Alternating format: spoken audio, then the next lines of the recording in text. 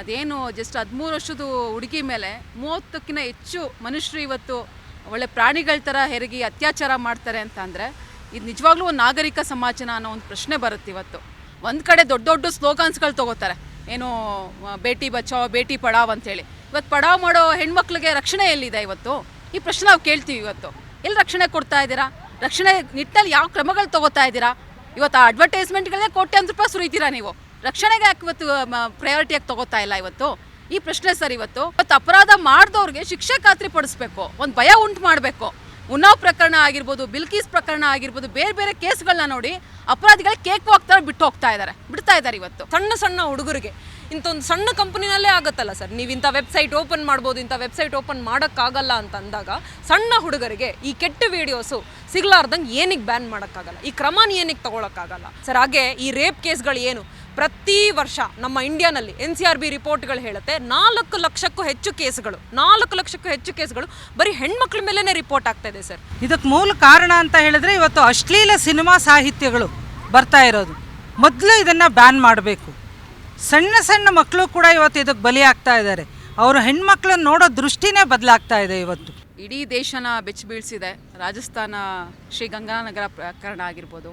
ಹಾಗೆಯೇ ಬಂಗಾಳದಲ್ಲಿ ಏನು ಆಗಿದೆ ಇನ್ಸಿಡೆಂಟು ಮೈನರ್ ಗರ್ಲ್ಸ್ ಮೇಲೆ, ಅಪ್ರಾಪ್ತ ಬಾಲಕಿಯರ ಮೇಲೆ, ಅದು 14-13 ವರ್ಷದ ಬಾಲಕಿಯರ ಮೇಲೆ ಇವತ್ತು ಸಾಮೂಹಿಕ ಅತ್ಯಾಚಾರ ಆಗಿರೋದು. ಹಾಗೆ ಇನ್ನೊಂದು ಪ್ರಕರಣದಲ್ಲಿ ಕೊಲೆ ಕೂಡ ಆಗಿದೆ. ಇದನ್ನು ವಿರೋಧಿಸಿ ಖಂಡಿಸಿ ಈ ಪ್ರತಿಭಟನೆನ ಮಾಡ್ತಾ ಇರೋದು. ಅಂದರೆ ಈ ನಿಜವಾಗ್ಲೂ ಕೂಡ ಇಡೀ ದೇಶನ ಬೆಚ್ಚಿ ಬೀಳಿಸೋವಂಥ ಪ್ರಕರಣಗಳು ಸರ್. ಅದೇನು ಜಸ್ಟ್ 13 ವರ್ಷದ ಹುಡುಗಿ ಮೇಲೆ 30ಕ್ಕಿಂತ ಹೆಚ್ಚು ಮನುಷ್ಯರು ಇವತ್ತು ಒಳ್ಳೆ ಪ್ರಾಣಿಗಳ ಥರ ಹೆರಗಿ ಅತ್ಯಾಚಾರ ಮಾಡ್ತಾರೆ ಅಂತ ಅಂದರೆ ಇದು ನಿಜವಾಗ್ಲೂ ಒಂದು ನಾಗರಿಕ ಸಮಾಜನ ಅನ್ನೋ ಒಂದು ಪ್ರಶ್ನೆ ಬರುತ್ತೆ. ಇವತ್ತು ಮತ್ತೊಂದು ಪ್ರಕರಣ ಕೊಲೆ ಮಾಡಿರೋದು. ಇವತ್ತು ಕೊಲೆ ಮಾಡಿ ಎಲ್ಲಿ ಏನೇ ಸಾಕ್ಷಿಗಳು ಸಿಗಬಾರ್ದು ಅನ್ನೋ ಹಂತಕ್ಕೆ ಆ ಹೆಣ್ಮಗಳು ಜೀವಂತವಾಗಿದ್ದರೆ ಅಲ್ವಾ ಪ್ರಾಬ್ಲಮ್ಮು ಅಂಥೇಳಿ ಇದನ್ನು ಮಾಡಿರೋವಂಥದ್ದು ಒಪ್ಕೊಳ್ಳೋಕ್ಕಾಗಲ್ಲ ಸರ್. ಇದನ್ನು ವಿರೋಧಿಸಿ ನಾವು ಈ ಪ್ರತಿಭಟನೆನ ನಾವು ಮಾಡಿದ್ವಿ. ಎಲ್ಲ ಏನು ತೋರಿಸ್ಕೊಡ್ತೇನೆ ವ್ಯವಸ್ಥೆ ಏನಿದೆ, ಸರ್ಕಾರಗಳು ಏನಿದೆ, ಇವತ್ತು ನಿಜವಾಗ್ಲೂ ಸಮಸ್ಯೆನ ಬಗೆಹರಿಸೋ ನಿಟ್ಟಿನಲ್ಲಿ ಕ್ರಮಗಳು ತೊಗೋತಾ ಇಲ್ಲ.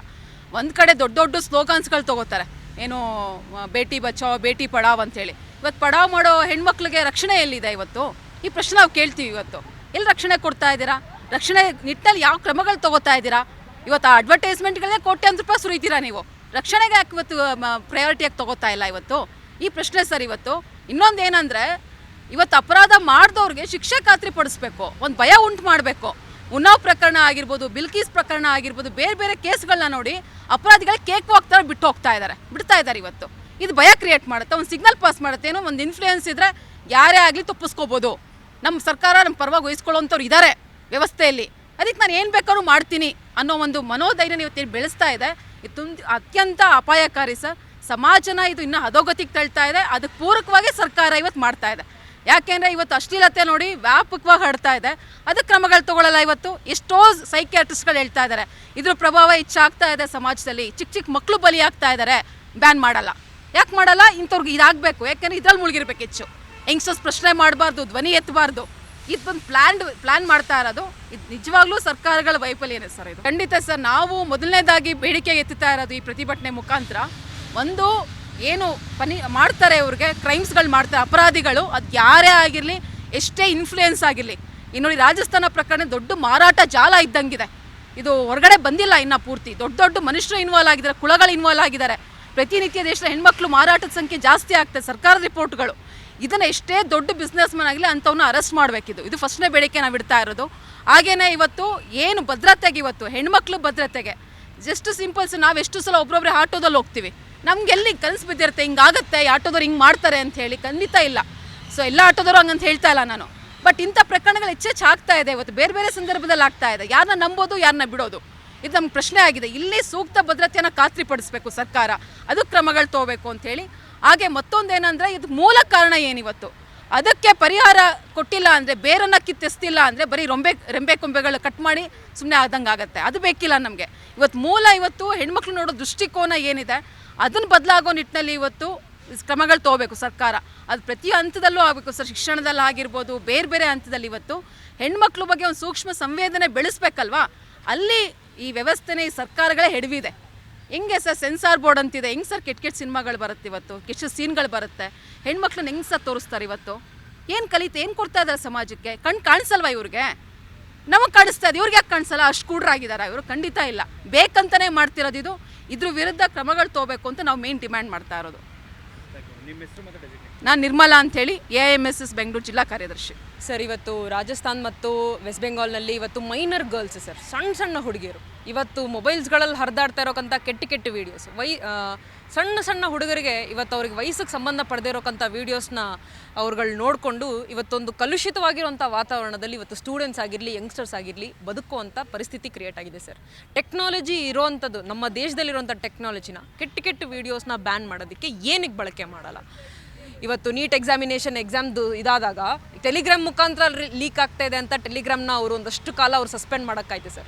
ರಾತ್ರಿ ನಾವು PUBG TikTokನ್ನು ಬ್ಯಾನ್ ಮಾಡೋದಕ್ಕಾಗಿತ್ತು. ಅದು ಅಷ್ಟು ಟೆಕ್ನಾಲಜಿನ ನೋಡ್ತಾ ಇರೋಕ್ಕಂಥ ನಮ್ಮ ಕಂಟ್ರಿನಲ್ಲಿ ಸಣ್ಣ ಹುಡುಗರಿಗೆ ಇಂಥೊಂದು ಸಣ್ಣ ಕಂಪ್ನಿನಲ್ಲೇ ಆಗುತ್ತಲ್ಲ ಸರ್, ನೀವು ಇಂಥ ವೆಬ್ಸೈಟ್ ಓಪನ್ ಮಾಡ್ಬೋದು, ಇಂಥ ವೆಬ್ಸೈಟ್ ಓಪನ್ ಮಾಡೋಕ್ಕಾಗಲ್ಲ ಅಂತ ಅಂದಾಗ ಸಣ್ಣ ಹುಡುಗರಿಗೆ ಈ ಕೆಟ್ಟ ವೀಡಿಯೋಸು ಸಿಗಲಾರ್ದಂಗೆ ಏನಕ್ಕೆ ಬ್ಯಾನ್ ಮಾಡೋಕ್ಕಾಗಲ್ಲ? ಈ ಕ್ರಮನ ಏನಕ್ಕೆ ತೊಗೊಳಕ್ಕಾಗಲ್ಲ ಸರ್? ನೋಡಿ, ಇವತ್ತು ರೇಪ್ದು ಅನ್ನೋ ಮೈಂಡ್ ಸೆಟ್ಟು ಹೈಸ್ಕೂಲ್ ಹುಡುಗರವರೆಗೂ ಬಂದ್ಬಿಟ್ಟಿದೆ ಸರ್. ಈ ಸೋಷಿಯಲ್ ಮೀಡಿಯಾನಲ್ಲಿ ಹರಿದಾಡ್ತಾ ಇರೋಕ್ಕಂಥ ಕೆಟ್ಟ ವೀಡಿಯೋಸು ಇಬ್ಬರೂ ಈಕ್ವಲಿ ಹಾಳು ಮಾಡ್ತಾ ಇದೆ. ಸೊ ಇಲ್ಲಿ ಇಂಥ ಪಲ್ಯೂಟೆಡ್ ಎನ್ವಿರಾನ್ಮೆಂಟ್ನಿಂದ ಸ್ಟೂಡೆಂಟ್ಸ್ನ, ಯಂಗ್ಸ್ಟರ್ಸ್ನ ಸೇವ್ ಮಾಡ್ಕೋಬೇಕು ಅನ್ನೋಂಥ ಸಿಚುವೇಶನ್ಸ್ಗೆ ಇವತ್ತು ಬರ್ತಾ ಇದ್ವಿ ಸರ್. ಹಾಗೆ ಈ ರೇಪ್ ಕೇಸ್ಗಳು ಏನು ಪ್ರತಿ ವರ್ಷ ನಮ್ಮ ಇಂಡಿಯಾನಲ್ಲಿ NCRB ರಿಪೋರ್ಟ್ಗಳು ಹೇಳುತ್ತೆ 4 ಲಕ್ಷಕ್ಕೂ ಹೆಚ್ಚು ಕೇಸ್ಗಳು ಬರೀ ಹೆಣ್ಮಕ್ಳ ಮೇಲೇ ರಿಪೋರ್ಟ್ ಆಗ್ತಾ ಇದೆ ಸರ್. ಇದು ಕನ್ವೆನ್ಷನ್ ರೇಟ್ ದಿನೇ ಇವತ್ತು ಬಿದ್ದು ಹೋಗ್ತಾ ಇದೆ. ಕರ್ನಾಟಕದಲ್ಲೇ ಒಂದು 18,000ಕ್ಕೂ ಹೆಚ್ಚು ಹೆಣ್ಮಕ್ಳು ಲಾಸ್ಟ್ 3 ವರ್ಷದಲ್ಲಿ ಕಾಣೆಯಾಗಿದ್ದಾರೆ, ಮಿಸ್ಸಿಂಗ್ ಅಂತ ಬರೀತಾರೆ. ಟ್ರಾಫಿಕ್ ಆಗಿರೋಂಥ ಹೆಣ್ಮಕ್ಳ ಕೇಸ್ಗಳು ಇನ್ನೆಷ್ಟು? ಆಗಲೇ ನಮ್ಮ ಸ್ನೇಹಿತರೆಲ್ಲ ಹೇಳ್ದಂಗೆ ರಿಪೋರ್ಟ್ ಆಗೋ ಕೇಸ್ಗಳೇ ಇಷ್ಟೊಂದಿದ್ದಾಗ ರಿಪೋರ್ಟ್ ಆಗದೆ ಮನೆಯಲ್ಲೇ ಉಳ್ಕೊಳ್ಳೋಂಥ ಕೇಸ್ಗಳು ಇನ್ನಷ್ಟು ಸಾಕಷ್ಟಿದೆ. ಹಾಗಾಗಿ ಫಾಸ್ಟ್ ಟ್ರ್ಯಾಕ್ ಕೋರ್ಟ್ಸ್ಗಳು ಹೆಚ್ಚಾಗಬೇಕು ಅನ್ನೋದು ಇನ್ನೊಂದು ಡಿಮ್ಯಾಂಡು ಸರ್ ನಮ್ಮ ಸಂಘಟನೆಯಿಂದ. ಇದೊಂದು ಸ್ಪೆಷಲ್ ಕೇಸ್, ವಿಮೆನ್ ಮೇಲೆ ಏನಿದೆ ರೇಪ್ ಎಲ್ಲ ಆಗಿದೆಯಲ್ಲ, ಇದು ಸ್ಪೆಷಲ್ ಥರ ಕನ್ಸಿಡರ್ ಮಾಡಿ ಕೋರ್ಟ್ಸ್ಗಳಲ್ಲಿ ಫಾಸ್ಟಾಗಿ ಜಸ್ಟಿಸ್ ವರ್ಮಾ ಕಮಿಷನ್ಸ್ನ ಇಂಪ್ಲಿಮೆಂಟ್ ಮಾಡಬೇಕು. ಸಜೆಷನ್ಸ್ಗಳಲ್ಲೇನು ಇಡೀ ದೇಶದಾದ್ಯಂತ ಸಾವಿರಾರು ಜನ ಸಜೆಷನ್ಸ್ಗಳನ್ನ ಕೊಟ್ಟರು, ಇವತ್ತು ಅದನ್ನ ಇನ್ನೂ ಕೂಡ ಇಂಪ್ಲಿಮೆಂಟ್ ಮಾಡಲಿಲ್ಲ. ಸೊ ಹೀಗಾಗಿ ಫಾಸ್ಟ್ ಟ್ರ್ಯಾಕ್ ಕೋರ್ಟ್ಸ್ಗಳನ್ನ ಹೆಚ್ಚೆಚ್ಚು ನಮ್ಮ ದೇಶದಲ್ಲಿ ಬರಬೇಕು. ಅದನ್ನು ಎಫೆಕ್ಟಿವ್ ಆಗಿ ಕೆಲಸ ಮಾಡೋ ನಿಟ್ಟಿನಲ್ಲಿ ನಾವು ಡಿಮ್ಯಾಂಡ್ ಮಾಡ್ತಾ ಇದ್ದೀವಿ ಸರ್. ನನ್ನ ಹೆಸರು ವೈಷ್ಣವಿ, ನಾನು ಬೆಂಗಳೂರು ಡಿಸ್ಟ್ರಿಕ್ಟ್ ಸೆಕ್ರೆಟೇರಿಯೇಟ್ ಮೆಂಬರ್. ನಮ್ಮ ಹೋರಾಟ ಖಂಡಿತವಾಗ್ಲೂ ಪುರುಷ ವಿರೋಧಿ ಅಲ್ಲ.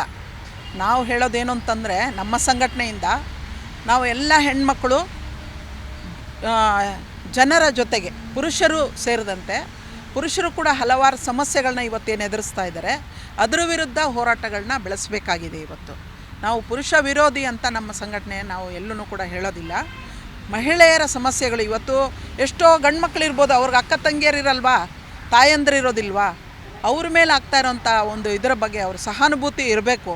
ಹಾಗಾಗಿ ಅವರು ಕೂಡ ನಮ್ಮ ಜೊತೆ ಸೇರಬೇಕು. ಈ ಒಂದು ಪ್ರವಾಹದಲ್ಲಿ ನಾವೇನೊಂದು ಹೋರಾಟವನ್ನು ಬೆಳೆಸ್ತಾ ಇದ್ದೀವಿ, ಈ ಚಳುವಳಿಯಲ್ಲಿ ಯುವಜನರು ಕೂಡ ಸೇರಬೇಕು, ನಮ್ಮ ಜೊತೆಗೆ ಇರಬೇಕು. ಎಲ್ಲ ಪ್ರಜ್ಞಾವಂತರು, ಒಳ್ಳೆಯ ಮನಸ್ಥಿತಿ ಇರೋವಂಥವರು, ಉತ್ತಮ ಮನಸ್ಥಿತಿ ಇರೋವಂಥವರು, ಉತ್ತಮ ಸಾಂಸ್ಕೃತಿಕ ನೈತಿಕ ವ್ಯಾಲ್ಯೂಸ್ ಇರೋವಂಥವ್ರು ನಮ್ಮ ಜೊತೆಗಿರಬೇಕು. ಈ ಹೋರಾಟ ಮುಂದುವರಿಬೇಕು, ಹೆಣ್ಮಕ್ಕಳಿಗೆ ನ್ಯಾಯ ಸಿಗಬೇಕು ಅನ್ನೋದೇ ನಮ್ಮ ಉದ್ದೇಶ. ಅದಕ್ಕೋಸ್ಕರನೇ AIMSS ರಾಜ್ಯದಾದ್ಯಂತ ಮಾತ್ರ ಅಲ್ಲ, ದೇಶಾದ್ಯಂತ ಹೋರಾಟಗಳನ್ನ ಕಟ್ಟಿ ಬೆಳೆಸ್ತಾ ಇದೆ. ಇವತ್ತು ವಿದ್ಯಾರ್ಥಿಗಳು ಅನೇಕ ಹಳ್ಳಿಗಳಲ್ಲೂ ಕೂಡ ನಾವು ಹೆಣ್ಮಕ್ಕಳನ್ನ ತಲುಪ್ತಾ ಇದ್ದೀವಿ. ಗ್ರಾಮಗಳಲ್ಲಿ ಹೆಣ್ಮಕ್ಕಳನ್ನ, ರೈತ ಮಹಿಳೆಯರನ್ನ ನಾವು ತಲುಪಿ ಅವ್ರನ್ನೂ ಕೂಡ ಸಂಘಟಿಸ್ತಾ ಇದ್ದೀವಿ. ವಿದ್ಯಾರ್ಥಿಗಳನ್ನ ಸಂಘಟಿಸ್ತಾ ಇದ್ದೀವಿ, ಗೃಹಿಣಿಯರು, ಉದ್ಯೋಗಸ್ಥ ಮಹಿಳೆಯರು, ಈ ಥರ ಎಲ್ಲ ಕ್ಷೇತ್ರದಲ್ಲಿರುವ ಮಹಿಳೆಯರನ್ನ ನಾವು ಒಟ್ಟುಗೂಡಿಸ್ಕೊಂಡು ಈ ಒಂದು ಸಮಸ್ಯೆಗಳೇನು ಎದುರಿಸ್ತಾ ಇದ್ದಾರೆ ಇದ್ರ ವಿರುದ್ಧ ಹೋರಾಟ ಬೆಳೆಸ್ತಾ ಇದ್ದೀವಿ. ಹೆಣ್ಮಕ್ಕಳಿಗೆ ನಿಜವಾದ ಅರ್ಥದ ಸ್ವಾತಂತ್ರ್ಯ ಸಿಗಬೇಕು ಅನ್ನೋದೇ ನಮ್ಮ ಮೂಲ ಉದ್ದೇಶ. ಇಷ್ಟು ಹೇಳಕ್ಕೆ ನಾನು ಇಷ್ಟಪಡ್ತೀನಿ. ನನ್ನ ಹೆಸರು ಗೀತಾ ಅಂತ ಹೇಳಿಬಿಟ್ಟು AIMSSನ ಉಪಾಧ್ಯಕ್ಷೆ. ಭಾಳ ನೋವಿನ ವಿಷಯ ಇದು. ಈ ಘಟನೆ ನಡೆದಿರೋದು ಇದು ಒಂದಲ್ಲ ಘಟನೆ, ಇಂಥದ್ದು ನೂರಾರು ಘಟನೆಗಳು ನಡೀತಿದೆ. ಕೆಲವು ಬೆಳಕಿಗೆ ಬರ್ತಾ ಇದೆ, ಬೆಳಕಿಗೆ ಬರದೇ ಇರೋದು ಎಷ್ಟೋ ಇದೆ. ನಮ್ಮ ದೇಶದಲ್ಲಿ ಬೇಟಿ ಬಚಾವೋ, ಬೇಟಿ ಪಡಾವೋ, ಬೇಟಿ ಬಚಾವೋ ಇದೊಂದು ಸ್ಲೋಗನ್ನು ನೀವೆಲ್ಲ ಕೇಳಿಸ್ಕೊಂಡಿರ್ಬೋದು. ಬರೀ ಹೆಸರಿಗಷ್ಟೇ ಇದು. ಎಲ್ಲಿ ನಡೀತಾ ಇದೆ ಇದು ಹೇಳಿ ನೋಡೋಣ. ಇವತ್ತಿದು ಒಂದಲ್ಲ, ನಿರ್ಭಯ ಘಟನೆ ಒಂದಲ್ಲ, ಅಥವಾ ದಾನಮ್ಮ ಆಗಿರ್ಬೋದು, ಅಥವಾ ಆರ್ಜೆಕರ್ದಾಗಿರ್ಬೋದು, ಹಲವಾರು ಇಂಥ ಘಟನೆಗಳು ನಡೀತಾ ಇದೆ. ಇದಕ್ಕೆಲ್ಲ ಮೂಲ ಕಾರಣ ಏನು ಅನ್ನೋದನ್ನು ಮೊದಲು ಕಂಡುಹಿಡಿಬೇಕು. ಇವಾಗ ಹೇಳಿದ್ರು, ನನ್ನ ನಿರ್ಮಲಾ ಅವ್ರು ಹೇಳಿದ್ರು, ಇದಕ್ಕೆ ಮೂಲ ಕಾರಣ ಅಂತ ಹೇಳಿದ್ರೆ ಇವತ್ತು ಅಶ್ಲೀಲ ಸಿನಿಮಾ ಸಾಹಿತ್ಯಗಳು ಬರ್ತಾ ಇರೋದು. ಮೊದಲು ಇದನ್ನು ಬ್ಯಾನ್ ಮಾಡಬೇಕು. ಸಣ್ಣ ಸಣ್ಣ ಮಕ್ಕಳು ಕೂಡ ಇವತ್ತು ಇದಕ್ಕೆ ಬಲಿಯಾಗ್ತಾ ಇದ್ದಾರೆ. ಅವರು ಹೆಣ್ಮಕ್ಳನ್ನ ನೋಡೋ ದೃಷ್ಟಿನೇ ಬದಲಾಗ್ತಾ ಇದೆ. ಇವತ್ತು ಹೆಣ್ಮಗಳು ತಾಯಿಯಾಗಿರ್ತಾಳೆ, ಮಗಳಾಗಿರ್ತಾಳೆ, ಸ್ನೇಹಿತೆಯಾಗಿರ್ತಾಳೆ, ತಂಗಿ. ಇಂಥ ಸಮಾಜ ಇದು. ಇಂಥ ಸಮಾಜದಲ್ಲಿ ಬದುಕ್ತಾ ಇದ್ದೀವಿ ನಾವು. ರೋಷ ಬರಬೇಕು. ಪ್ರತಿಯೊಬ್ಬರೂ ಇಂಥದ್ರ ವಿರುದ್ಧ ಪ್ರತಿಭಟನೆ ಮಾಡಬೇಕು, ಹೋರಾಟನ ಬೆಳೆಸಬೇಕು. ಬರೀ ಯಾರೋ ಒಬ್ಬರು ಮಾಡೋದಲ್ಲ ಇದು ಹೋರಾಟ. ಎಲ್ಲ ಸಂಘ ಸಂಸ್ಥೆಗಳಾಗಿರ್ಬೋದು, ಪ್ರತಿಯೊಬ್ಬರ ಮನೇಲೂ ಹೆಣ್ಮಕ್ಳಿರ್ತಾರೆ. ಎಲ್ಲ ಪುರುಷರು ಆ ಥರ ಅಂತಲ್ಲ. ಆದರೆ ಇವತ್ತು ಮೇಜರಾಗಿ ಈ ಥರ ನಡೆದಾಗ ಅಟ್ಲೀಸ್ಟ್ ಪುರುಷರು ಕೂಡ ಇದಕ್ಕೆ ಸಾಥ್ ಕೊಡಬೇಕು. ಪ್ರತಿಯೊಬ್ಬರು ಬಂದು ಹೋರಾಟ ಮಾಡಬೇಕು ಬೀದಿಗಿಳಿದು. ಅದೊಂದೇ ಇವಾಗ ಇರೋದು ಅಂತ ಹೇಳ್ತಾ ಇದ್ದೀನಿ. ನನ್ನ ಹೆಸರು ಭಾಗ್ಯಲಕ್ಷ್ಮಿ ಅಂತ ಹೇಳಿ, ಅಖಿಲ ಭಾರತ ಮಹಿಳಾ ಸಾಂಸ್ಕೃತಿಕ ಸಂಘಟನೆಯಿಂದ. ನಮ್ಮ ಕಾರ್ಯಕ್ರಮಗಳನ್ನು ನೀವು ನೋಡ್ತಾ ಇದ್ರೆ ನಮ್ಮ ಚಾನೆಲ್ ಅನ್ನ ಸಬ್ಸ್ಕ್ರೈಬ್ ಮಾಡಿ, ಪಕ್ಕದ ಬೆಲ್ ಐಕಾನ್ ಒತ್ತಿ ನಮ್ಮನ್ನ ಬೆಂಬಲಿಸಿ. ಹಾಗೆ ನಮ್ಮ ಕಾರ್ಯಕ್ರಮಗಳನ್ನ ಲೈಕ್ ಮಾಡಿ, ಕಮೆಂಟ್ ಮಾಡಿ, ಅದನ್ನ ಬೇರೆಯವರಿಗೂ ವಾಟ್ಸ್ಆಪ್ ಮೂಲಕ ಶೇರ್ ಮಾಡಿ. ನೀವು ಹೀಗೆ ಮಾಡಿದಾಗ ನಮ್ಮ ಚಾನೆಲ್ ಇನ್ನಷ್ಟು ಮತ್ತಷ್ಟು ಜನರಿಗೆ ತಲುಪಲು ನೀವು ನಮ್ಮೊಂದಿಗೆ ಸಹಕರಿಸಿದ ಹಾಗಾಗುತ್ತೆ. ಇದು ನೀವು ಯಾವುದೇ ಖರ್ಚಿಲ್ಲದೆ ಕೆಲವೇ